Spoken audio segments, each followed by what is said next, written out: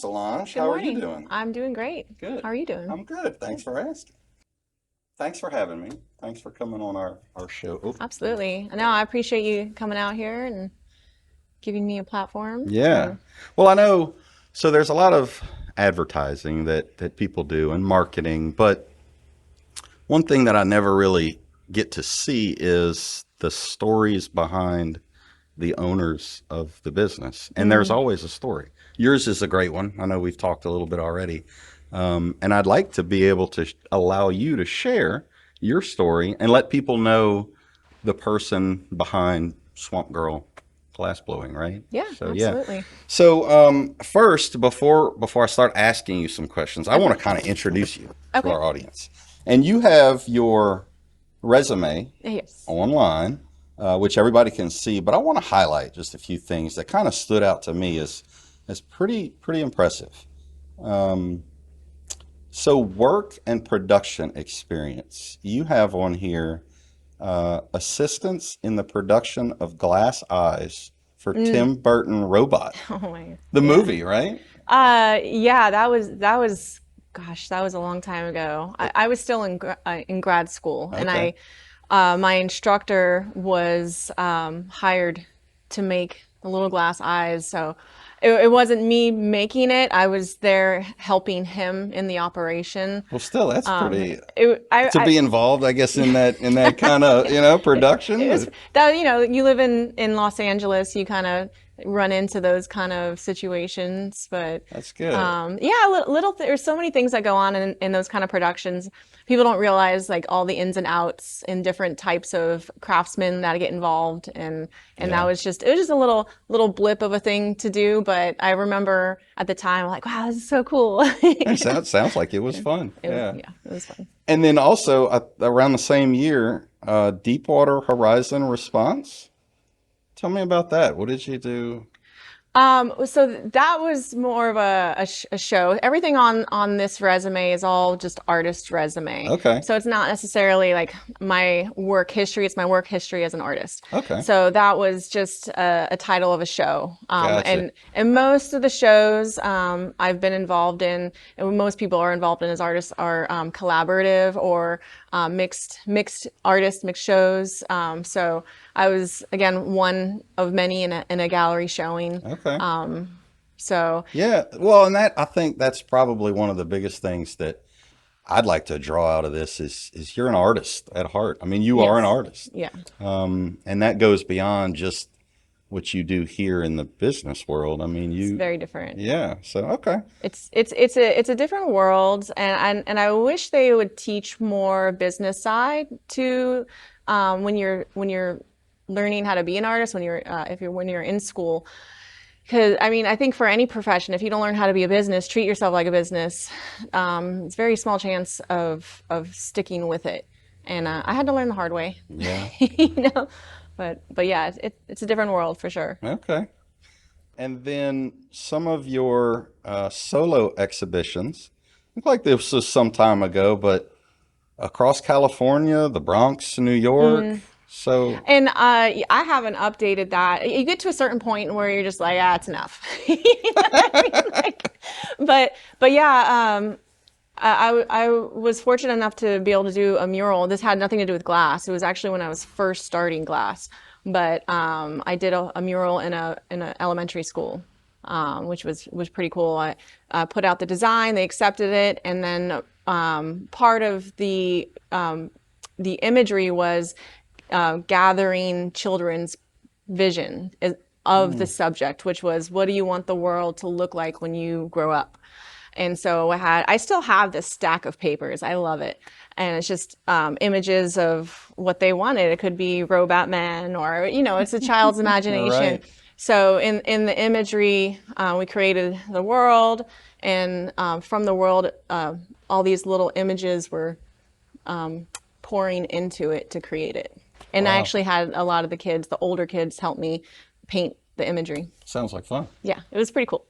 It's pretty cool. And then you have several other selected group exhibitions I mean, you've got New Jersey, Vermont, California, again, Mississippi, Washington. Yeah. So yeah, you have a breadth of experience out there of exhibitions, Hmm. and yeah, that's very impressive. I just wanted to kind of mention those things Thank that you. kind of draw that out. That's very, when I was looking at all the different things listed on here, I was like, wow, that's pretty impressive. And then the final one, tell me about the Wheaton Fellow. That was a big deal. So I graduated, I got my master's degree, and working in the field. As an artist, you're always applying to different workshops, different residencies, different shows. You get more rejections than you do acceptance. That's just the way of the world. But the Wheaton was a really great opportunity because that was a 3-month long residency. So we stayed. It's located in New Jersey, and they had a full facility, several furnaces, just a lot of different equipment, and gave you a place to stay, gave you a small stipend, and you just got to create whatever you wanted to create. They do shorter residencies, but I was fortunate enough to get the longer one. So it's really, when I arrived, they're just like, the only limitations you have are your skill level and, the size of the equipment. And if you can build a bigger equipment, we welcome you to, So you just immerse yourself just in that. 24/7 access. It was an incredible experience. Wow. So, yeah, that was a very treasured time. The other things I just wanted to point out is the Pelicans on Parade. I don't know, most people are probably familiar with that by now. Yep. It's been, I think they started that maybe 15 years ago, 12, something like that. Yeah. But you have several here in Slidell, right? Two. Two, Yeah. okay. Yeah. I mean, that was a project. It was a fundraiser that was designed to raise money for children's cancer. So they had built a mold of a giant pelican, and they just created blanks. And then businesses and or individuals would purchase a blank, and then they would hire an artist. And so the two that I did, basically they just gave me general parameters. One was a patriotic theme, one was a saints theme. So, and they're still up there. Good deal. Yeah. Awesome. Yeah.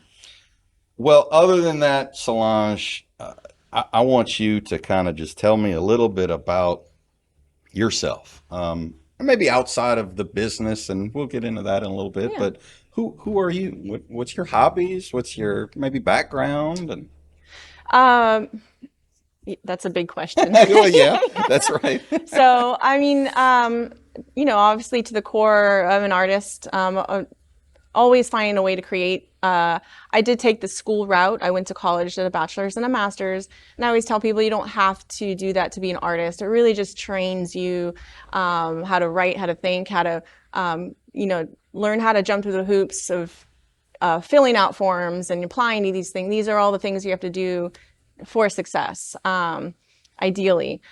And so, but I think, just a creative at heart. Glass blowing appealed to me. I enjoy it all. When I was in school, I tried just about every field, and I loved them all. But glass blowing, I think, appealed because it was very physical, and I had a very physical upbringing, always playing sports, just outside climbing trees. And so just very hands-on. There's a lot of science to it. So there's a lot of chemistry, a lot of physics, thermodynamics, a lot of stuff. We don't really study the math unless you get into making different colors and stuff. That there's a lot of chemistry in that. But just the understanding of raw material and how to manipulate it on the spot. Yeah, I'd imagine it's something you can use. Is that kind of it's physical, right? The art is art, but if you're creating something that's like these coasters and like this, yeah, it's kind of. So this is what I always tell my students, and it's just my opinion, but the act of glass making or glass blowing is actually very mechanical. So it's very similar to playing a sport, playing an instrument. You have to run your drills to get those hoops. You gotta run your scales to be able to seamlessly play a song. You know, so it's all muscle memory. So that's where glassblowing becomes hard, is because you have to train for it, to build it into your fiber. And then once you have the ability to work with it, to create what your vision is, then you know, whatever you imagine, you can create. And I think it's so important that people learn that foundation of skill, which is, you know, could be looked at as the boring side. That's the grind. You know, you got to grind to All the fundamentals. fundamentals. Yeah. Like you said, know? any sport, Yeah. you have to learn how to actually produce the product, and then the artistic side can be shown through that. Then you pull yourself into it. Yeah. Yep. Awesome. Yeah. So I know you started this business, I think you said about 5 years ago. Yeah, 2018 Okay. is when I officially started. I've been in this location for over 5 years, but 2018, I came back from a deployment. I joined the military later on in life. And when I deployed, I was able to save my money. And when I came home, I started a small, very, very, very small operation. And I'm talking like grassroots small. I did not have a location. I was working out of my carport at my house. Sometimes I would teach classes there. People loved it, but still, you know, it wasn't the goal. It was just what I had to do to get started. And then started teaching at different locations, different galleries, different businesses that wanted to kind of bring something new to their environment. So that's kind of how I was able to build up capital and clientele to be able to expand to all of this. So it really, like, yeah, it's been a journey. And then when I moved in here, it was 2020, right before the shutdown. So that was a fun couple years. Right? Yeah. Welcome to your Like, story. oh, you take that leap and you're like, oh. Yeah. Wow. You know, but I'm still here, you know. Had a lot of help. So before you mentioned the military, and I'm a retired military, so I have to hit on that. Sure. What branch? Air Force. Okay. Yeah. And the deployment, that was how long ago? That was 2017. Okay, so not that long ago. All right. What made you join the military? You know, I was always curious. I actually almost joined the military right out of high school, and X, Y, and Z things happened, and I was just kind of like, ended up not. Went to college instead, and so post-college, working in my field, working in other jobs as well, because that's how it is when you're an artist. You have like 3 or 4 other jobs just to support your habit. And I was like, you know, I am getting a little old. I was in my mid-30s, and that's not old, but it's old for the military. So I was like, it's now or never. Like, it's something I always wanted to do. And I guess I'm kind of always the type that's like, I don't ever want to be on my deathbed saying to myself, I wish I would have. Wish I would have. Yeah. You know, Yeah. I don't ever want to say that to myself. So I always, no matter how much of 180 degrees it is, or how much fear I might have in some area, I try to tackle it. So Well, that's an accomplishment in itself. Yeah. Well, thank you for your service. oh, thank you for your service.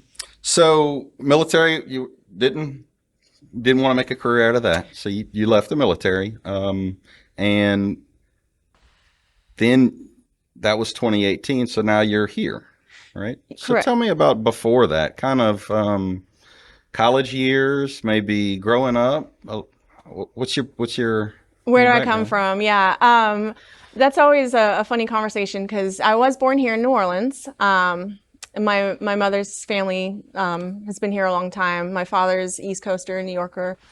And so we were here first couple years of my life, and then we moved to New York. And then when my parents split, we moved all the way to the other side of the country. So we were kind of back and forth between West and East a lot. So people always thought we were military brats, because You're moving around all the time? constantly. We were never in one spot longer than 2 years. So they're just like, oh, military. No, just, you know, free spirit mom, you know, kind of going around. So You know, you have and I see it in your presence. You have a resilience to you that I think people that move around when they're children, when they're growing up, I think develop a courage and an outgoing sense to them, because if you don't, I mean, you're making kind of new friends everywhere you go. You kind of get out there and, well, let me figure this town out, right? Where do I go? Who do I talk to? So that's, yeah, I think that builds into your character a little bit. It definitely makes you a chameleon. Yep. You know, you're always having to kind of not so much reinvent, but start over. So when I was younger, you know, I never felt like I belonged anywhere, but you have to find your area, you know. So, but I've been here about 15 years now. I like it here. You're rooted here. This is Yeah. all right. I like the environment. I like the people are very down to earth, very family oriented. I mean, you always have your good and your bad, but for the most part, people here have taught me really, I know this sounds cheesy, but how to be a better human, just really willing to help for no other reason than just to help. I didn't know that existed until I moved here. That's good to hear. So Yeah. there's a lot of really good qualities being in this region of the world. Yeah. So. And several others have said that on this show, actually. Oh, that- really? yeah. I think Leanne from Gold Coast Skydivers said she was from, I believe, Ohio. And when she moved down south, I think she originally went into Mississippi, but she said the same thing. The family oriented kind of hey, we're going to look out for each other, or Yeah. So awesome. Yeah, I love it. Well, that covers, I guess, your background. So now you're here and you have this business doing well. I'm looking around the studio here. I know our audience can't see it. Maybe we'll take some pictures later, but you have artwork and glass everywhere and all of these beautiful items. Tell me a little bit about the business itself. If you had to describe your business in one sentence, what would you say? Creative vision, really. Am I limiting one sentence? Let's see. Yeah, so incorporate all of the elements that you do. And It's really custom design, custom work, glasswork, art. My favorite thing to do is custom work for people, because it's your vision. You come in with an idea, and then I have to figure out not just figure out what's in your brain, what you're seeing, but to create it. So that's going back to the fundamentals of, it's important to have the fundamental skill to be able to create just about anything. And even if I've done something, similar 1,000 times, I've never done your thing. So it's like you're giving me a problem to solve, and I love problems to solve. So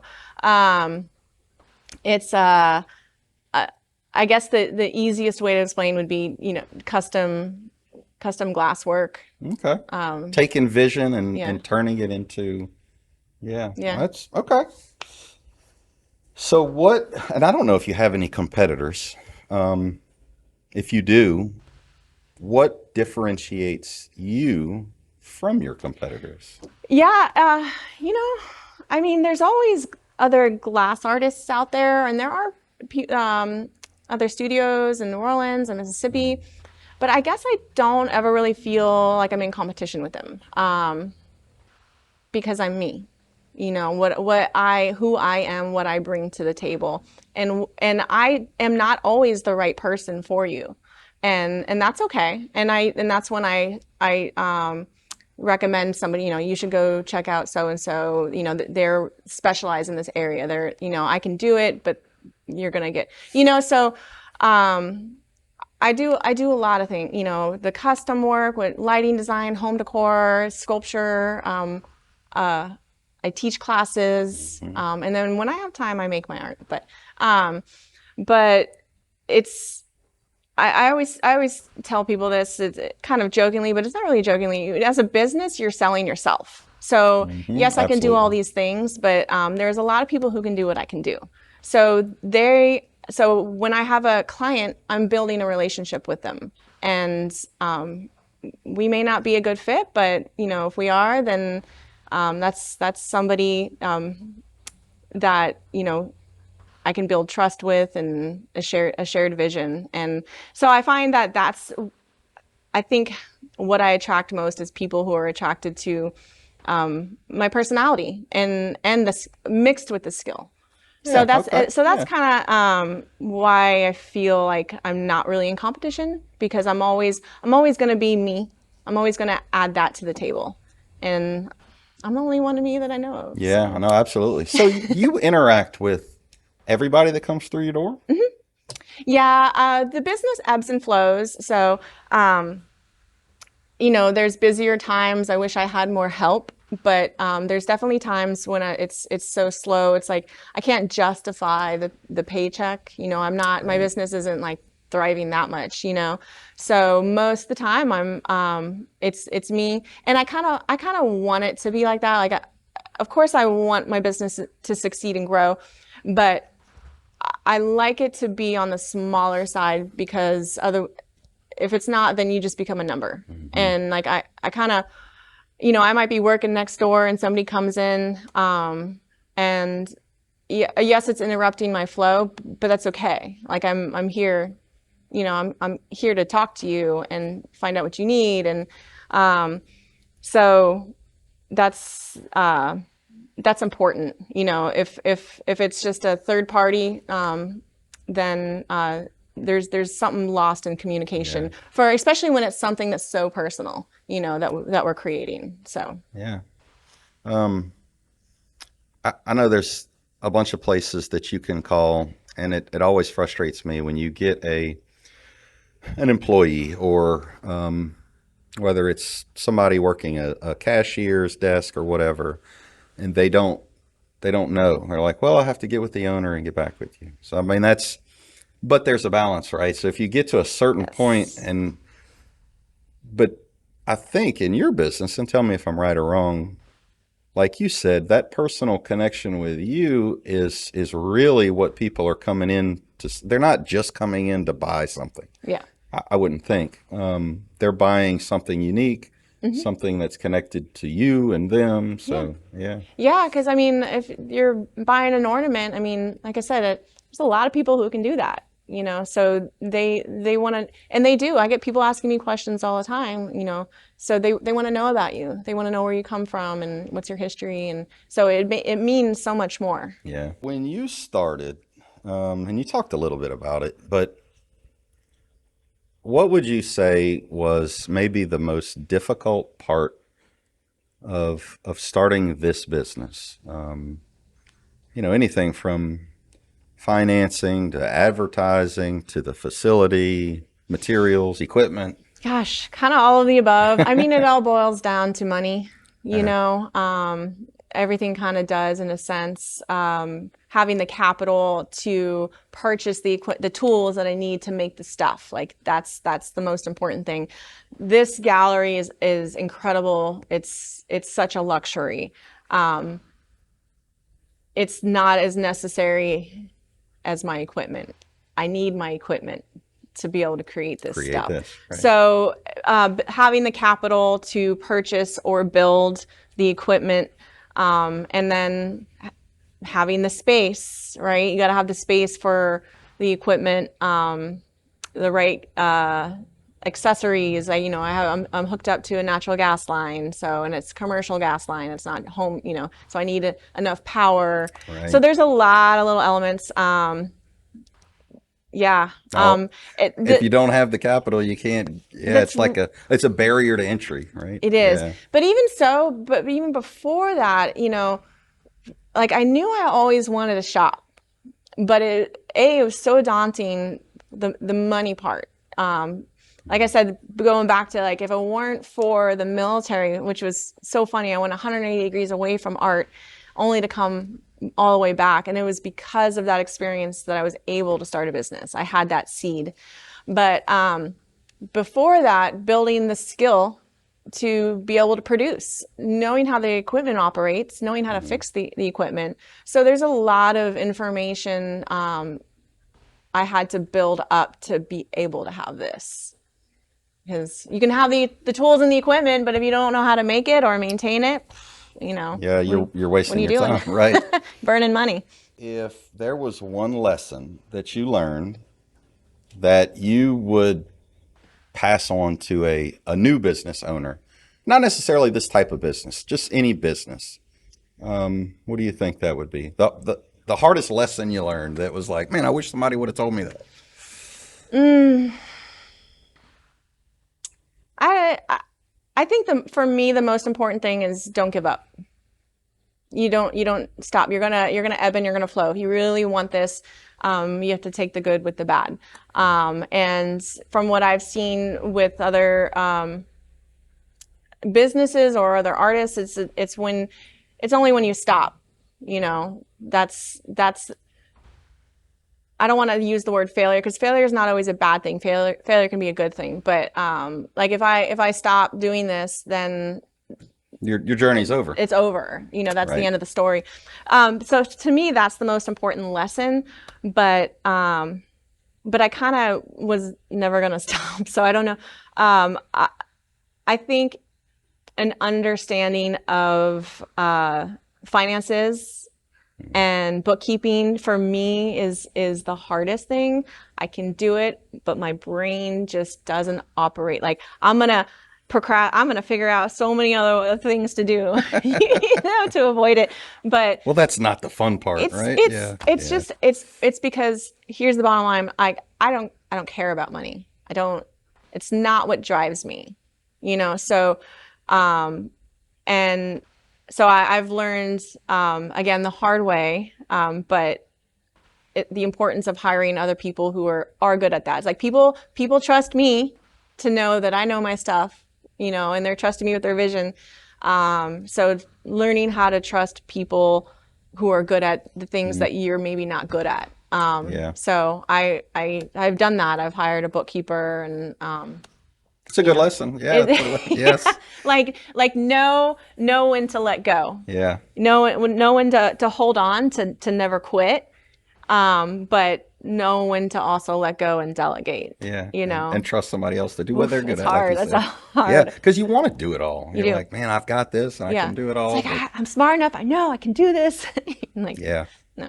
Well, that's why they get paid to do what they do. Exactly. Let's move on from, I guess, the business side and talk about what does a typical day look like for you, and if there is a typical day, because you do classes, right? You do individual lessons, you do your own work.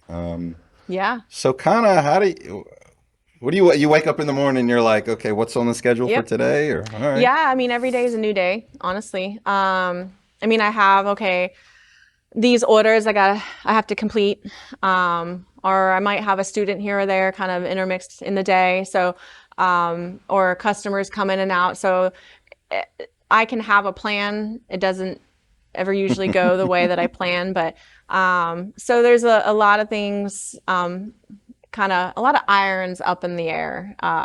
But yeah, I mean, I get here, I answer the phone calls, answer the emails, I do all the administrative while I'm getting the equipment ready. If I have students, then we do our thing. Or like I just finished some custom lights for somebody. That was a fun project.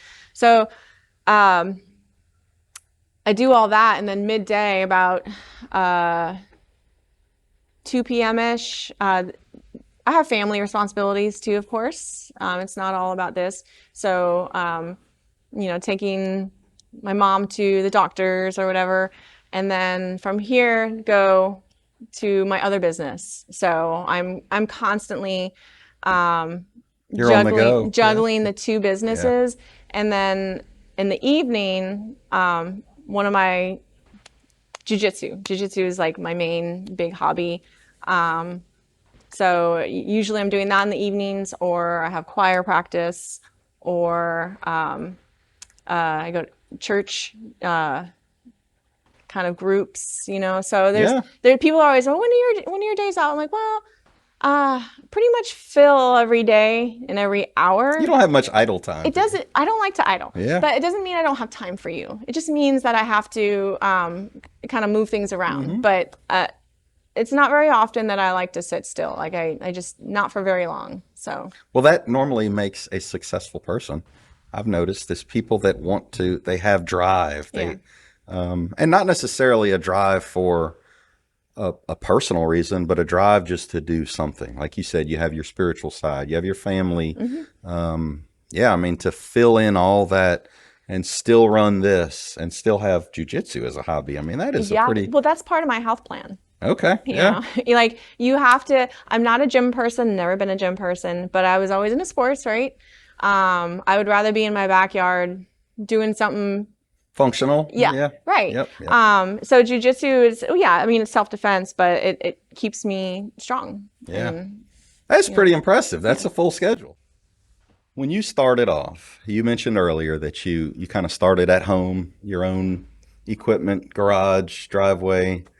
How long did it take you to kind of build and to where you thought, okay, I've gotten over maybe a roadblock, or I've gotten past this point to say, yes, I can make this a successful business? Was there a line in the sand, or was it kind of, did you grow slowly, or? slowly, Okay. yeah. I mean, uh, like I'm 23, kind of 24 years, almost 24 years in, working with glass, and it's go with the flow. But I mean, it's not that I didn't have a plan or strategy.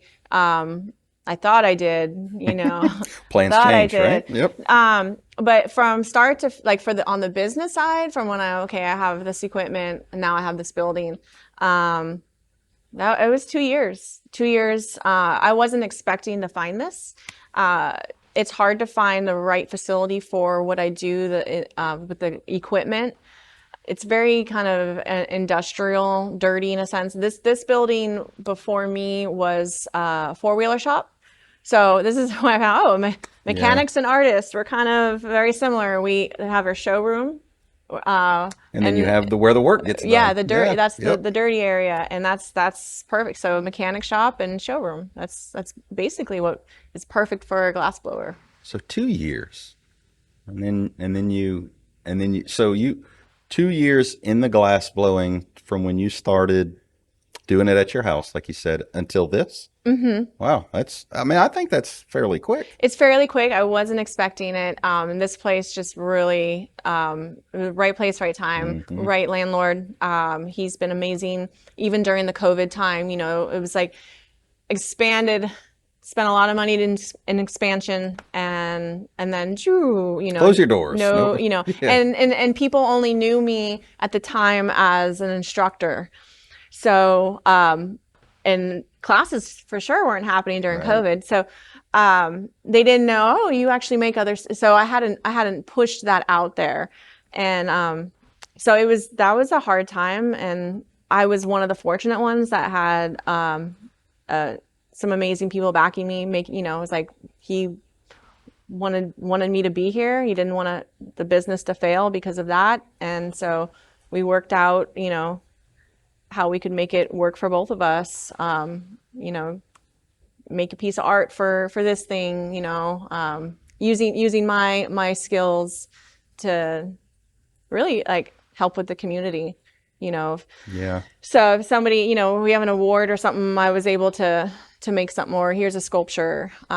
It was, You adapted a little bit. Yeah. I adapted, he adapted, but it really like I beyond grateful to have that kind of support. It's that kind of stuff that can really make or break you, I think, because at that time a lot of people couldn't pay their rent and they went under. So I was very blessed. As a focus of this show, so we talked a little bit, but I don't know that I explained to you everything. But so Saint Tammany Spotlight is the name of this podcast.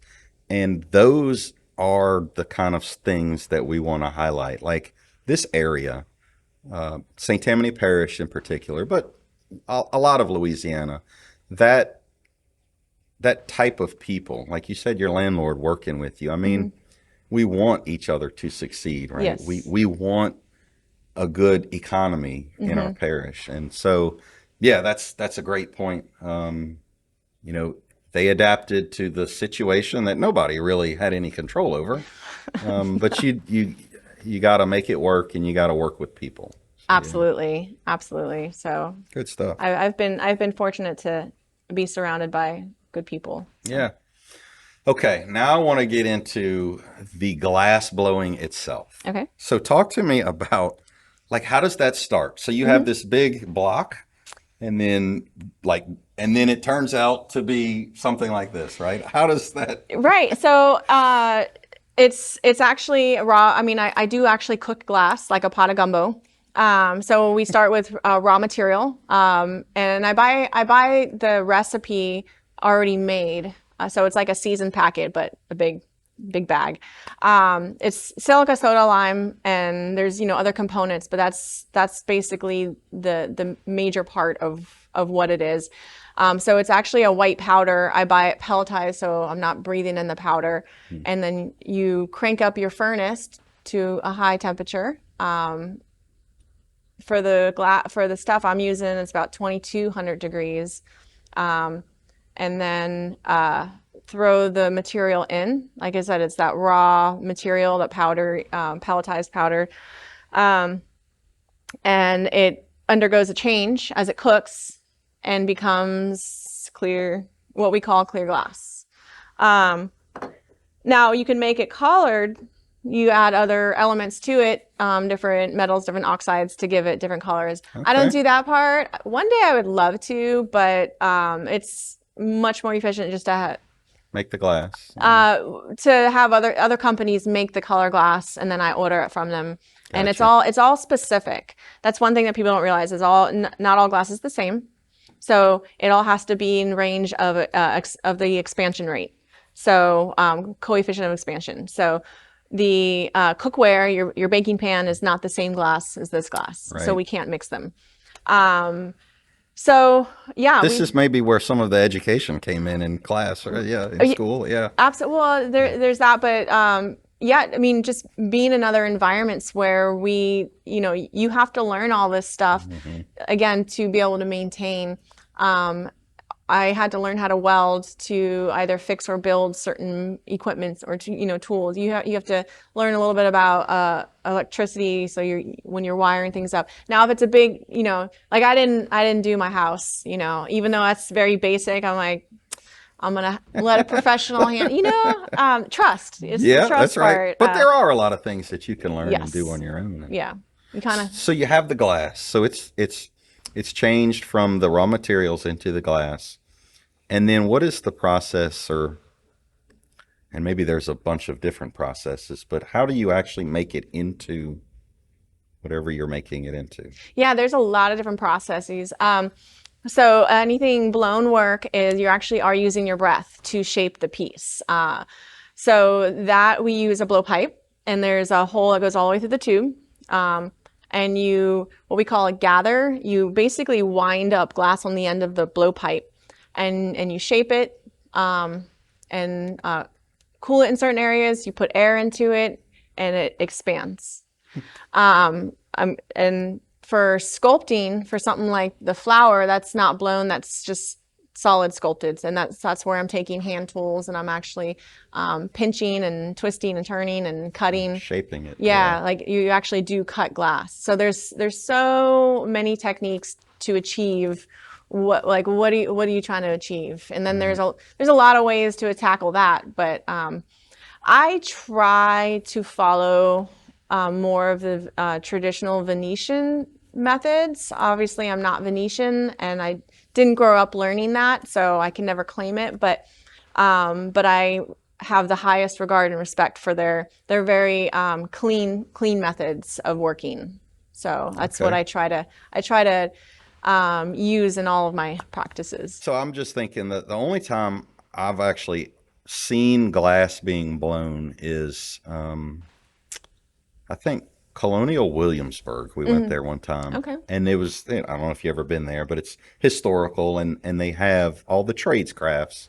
They have the blacksmith, and they have I guess it's a glass blower, or is there a name for a glass blower? Yeah, I mean, glass blowers, glass maker, glass former. I mean, it's sort of, I think it's really what environment am I in. Okay. I generally, I mean, I refer to myself as a glass blower, but a lot of times glass maker, because I'm not always blowing it. Right, you know what I mean? But I remember them, and they would, like you said, they would roll it on the rod with the tube, and I don't know if I'm using the right The pipe. terminology, but the Yeah. pipe, and it was just amazing because you'd think it's so hot and it's liquid and it's like falling, but as they're working it, it turns into this bowl or vase, or it was pretty amazing.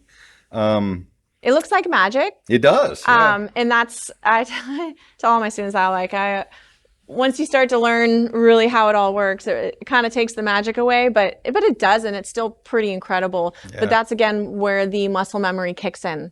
So you become very mechanical. I've done, when I would go into ornament production for working for other people, I would be able to do 70 or 80 in a day. A simple design, nothing, a really simple design.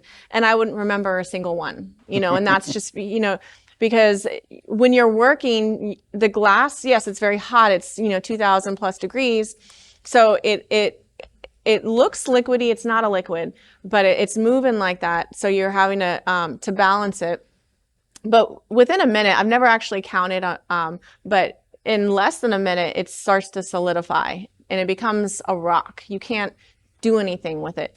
It's still hot. It's very, very hot, but it's solid. So you have to heat it back up to make it soft again. So you really don't have time to sit there and go, contemplate, like, what am I doing? Like you have to just respond. Yeah. And the only way to be able to respond is to do it thousands of times. Makes sense. Yeah. Just like self-defense. That's right. Yeah, you definitely have to know the fundamentals of, yes. I think that's so interesting that you are an artist and jujitsu, and that is a lot to take on. Yeah. So it's a balancing act. Yes. All right. Tell me about your products. So we're in your gallery right now, and you have products displayed throughout the gallery. Do you do shows? Do you sell online? Kind of where and how do you sell? Yeah. Most of the time it's in-house. People will come and they'll see my stuff and they'll be inspired by something. They'll want to have me make something specific for them. I do shows now and then.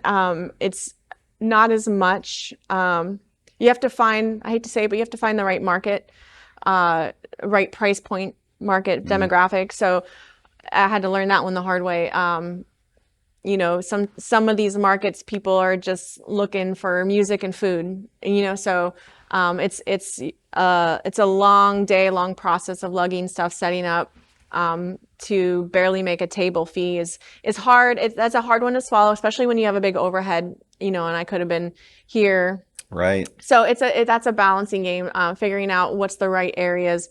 But I do sell online. I don't push that. And I that's something I need to work on.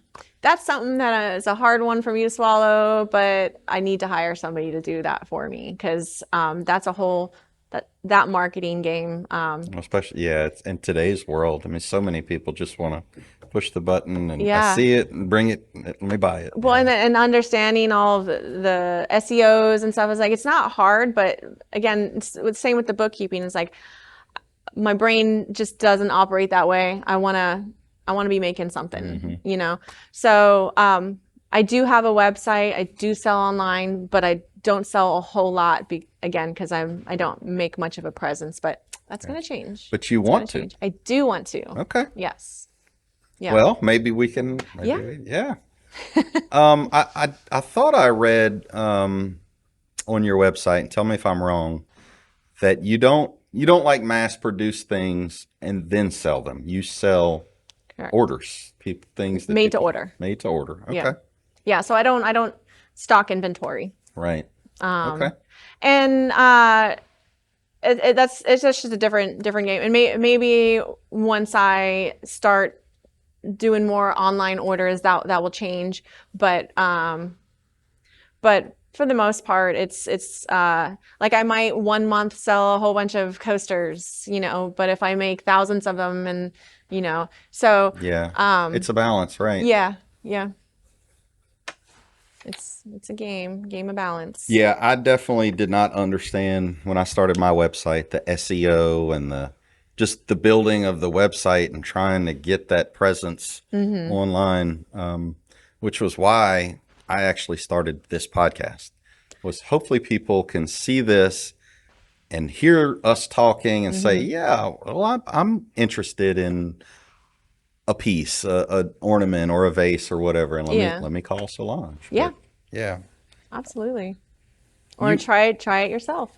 Try the experience of making it yourself. oh, that's, yeah. So do people pick it up like the first time they do a class, or does it take, No, it no. takes a while? There is nothing natural about anything we do. And I have to remind people that there are some people who might take to it a little faster, and it just depends on what their background is. If it's, sometimes the people come in and they're used to working with their hands, they're used to having a tool in their hand. They kind of understand what's going on. They're a little mechanical. Yeah, Kind of, yeah. like a welder is trained to see the pool, right? The pool of light. And it's that kind of stuff. You learn that over time. But if you already have a little bit of material experience in your background, but what's funny, I learn a lot from people.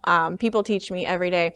The rolling when we're shaping the glass, it takes dexterity. You're using both, just like a drummer is using their limbs to do different things, but they're all working in concert.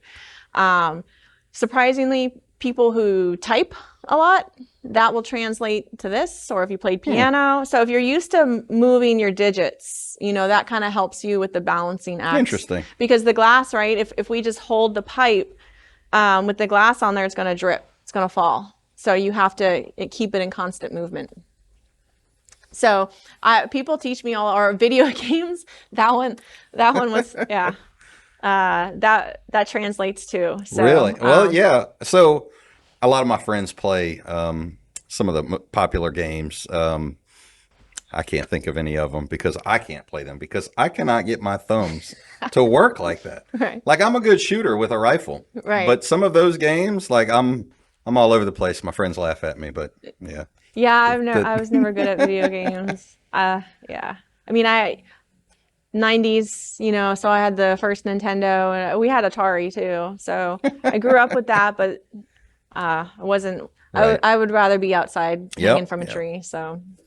So when people sign up for a class, is it one, or do they sign up for a series? Like, I want to learn how to do this, and give me 10 lessons, or? Yeah, so I get a mix. Most of the time, people don't want to become a glassblower. They just want the experience, or they're on a date night, or they're having a family gathering or friend. I've had bachelorette parties, church parties. So they just, a group of people come together and they have this experience together. And then I do have the students who are just like, oh no, I want to learn this. So they are very invested, and they keep coming back. That's more of a private one-on-one, like really learning the fundamentals. So that's where I say failure is a good thing. You have to fail. You have to fail to progress. Yeah. To know you have to push the boundaries to know what you can and can't do with the material. And that's in anything that you do. Anything. Yep. But with the create your own, make your own kind of environment where people are coming together, it's a very hands-on experience. You pick the colors, you put the colors on, melt it in, shape it up, blow it out, and do all that. And I just walk you through it step by step. But I'm right there to make sure people don't grab the hot end of the iron, or the piece doesn't fall to the floor. So I'm there to kind of, I'm a buffer.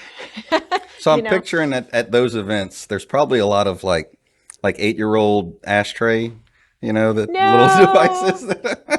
I mean, look what I made. Oh, it's beautiful. So if I were just to be like, here's the pipe, go. Yeah, we would be making a lot of rocks. You know what I mean? Without the instruction. But I'm just like, okay, now do this. Okay, now do this.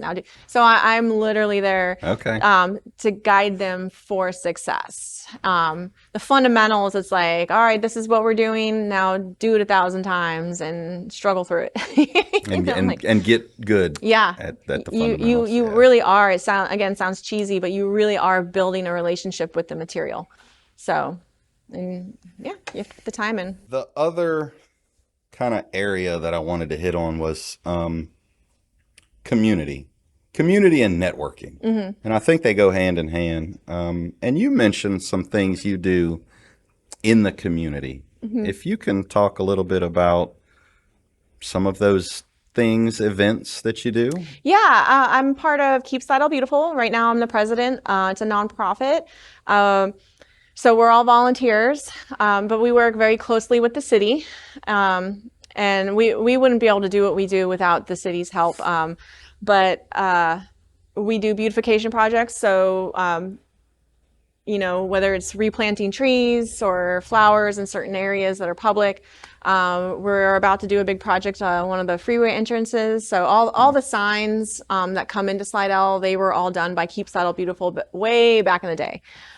So beautification projects, we do citywide cleanups, so litter pickups, where we get a bunch of volunteers from all over the city, different groups volunteering their time.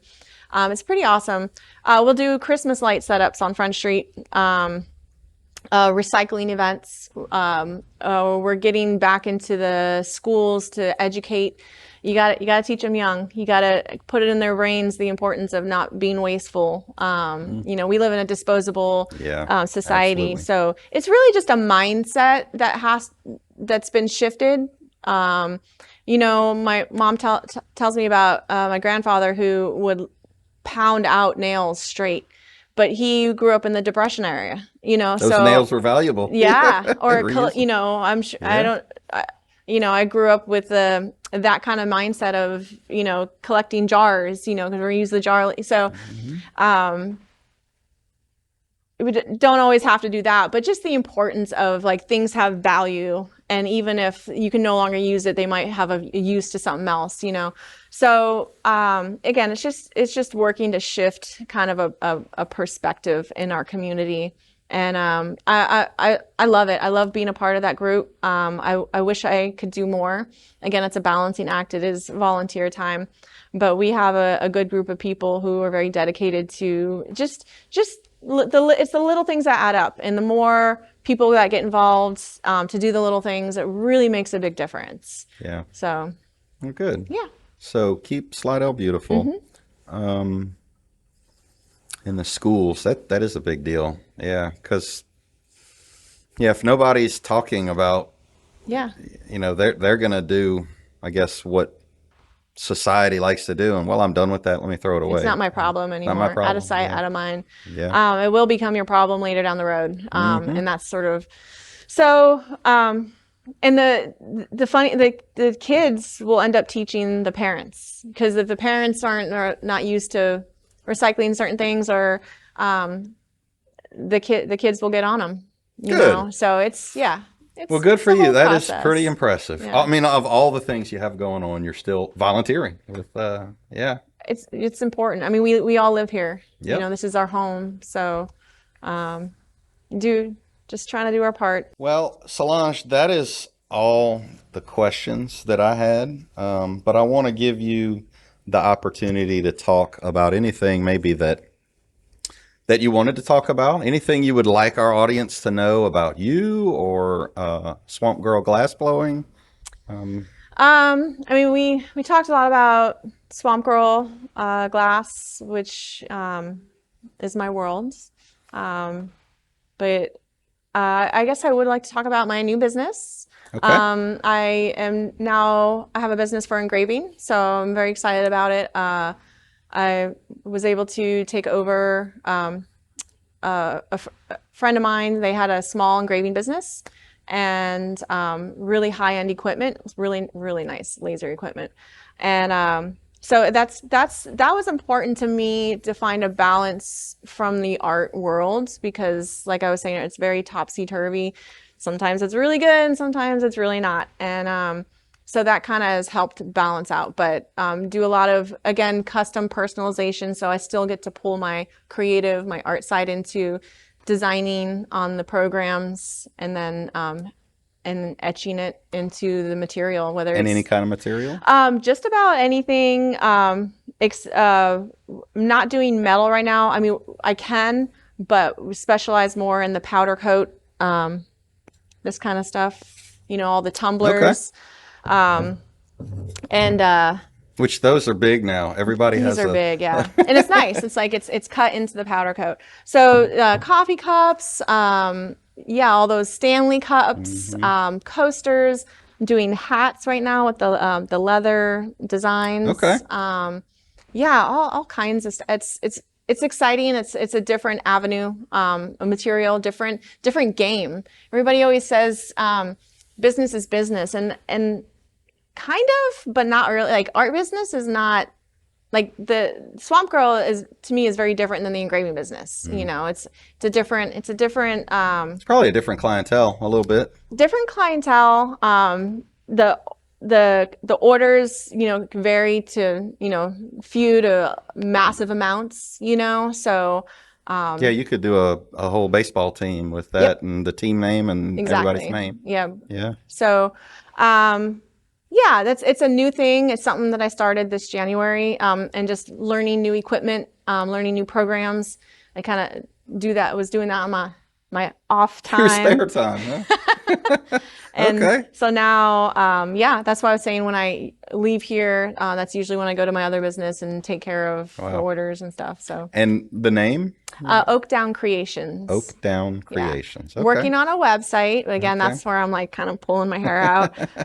But we do have an Etsy site already up. Okay. Very, very successful site. We'll So. get a link, Yeah. and we'll put your website with Swamp Girl in here, and we'll put Yeah. Oak Down on there as well. So, well, good deal. Yeah. Well, Solange, again, thanks for sitting with me, taking your time out of your day, your busy day, Ah, to like I talk. said, I have time. I just got to You make got to it. program it in. Yeah. Yeah. Well, cool. Well, yep. And thanks for joining us, guys. Thank you. Stay local. Yeah. We'll see you next time.